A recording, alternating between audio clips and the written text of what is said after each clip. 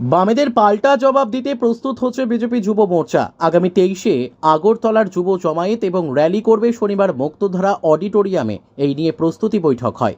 বৈঠক শেষে সাংবাদিকদের জানালেন যুব মোর্চার সভাপতি। বিশেষ যুব মোর্চার সভাপতি সুশান্ত দেব বলেন, লোকসভা নির্বাচনকে সামনে রেখে র্যালিতে একটাই আহ্বান থাকবে, পুনরায় নরেন্দ্র মোদীকে দেশের প্রধানমন্ত্রী নির্বাচিত করার। উল্লেখ্য, দুদিন আগে আগরতলায় বিশাল যুব জমায়েত করে বাম যুব সংগঠন। রাজধানী শহর কাঁপিয়ে র্যালিও করেছিল তারা। তারই পাল্টা দিতে বিজেপি যুব মোর্চা 23-এ মার্চ র্যালি ও যুব পঞ্চায়েত করতে যাচ্ছে বলে খবর। লোকসভা নির্বাচনের আগে ভারতীয় জনতা যুব মোর্চার উদ্যোগে আগামী 23-এ মার্চ আগরতলা শহরে আয়োজন করা হয়েছে এক যুব র্যালি ও যুব জমায়েতের। এমনটাই জানালেন সুশান্ত দেব।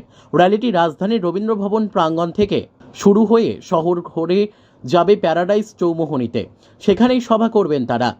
র্যালিতে উপস্থিত থাকবেন রাজ্যের মুখ্যমন্ত্রী ডক্টর মানিক সাহা, ভারতীয় জনতা পার্টির প্রদেশ সভাপতি রাজীব ভট্টাচার্য, পূর্ব ও পশ্চিম ত্রিপুরা লোকসভা কেন্দ্রের বিজেপি প্রার্থী কৃতি সিং দেব বর্মা এবং বিপ্লব কুমার দেব।